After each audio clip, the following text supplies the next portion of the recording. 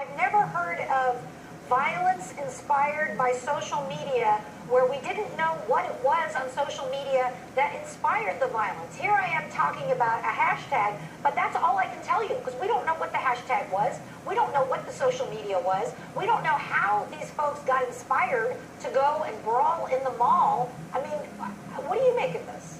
We don't know that, but what we do know is that these young people are causing havoc and mayhem, and it's at a particularly bad time of the year where people are there shopping, returning things, and doing other things, and therefore they're exposed to this violence. I do think, yes, we could blame social media, but we could also blame lack of supervision, and it's starting at home, and it's starting in schools, and it's starting in churches, and it's starting in communities to work with, to teach young children, and of course, to have them do things that are productive. This certainly is not productive, but I think there's a number of things we can blame it on, Lisa, but at the end of the day, I think certainly at home and elsewhere, we need to set examples for young people so that this doesn't occur. I agree with you. I agree with you, okay? I have a 17-year-old foster son who still lives in my home, and I have 2 grown children, and I'm a big believer that teenagers should be busy and occupied at all times. On the other hand, if a 16-year-old or 17-year-old wants to go to the mall the day after Christmas,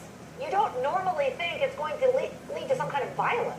You absolutely don't. At the same time, you don't want to encourage it in any way or have them participating in any type of violence. It's one thing to go to the mall to otherwise shop. It's another thing to go to the mall and engage in mayhem, which we certainly don't need. So I think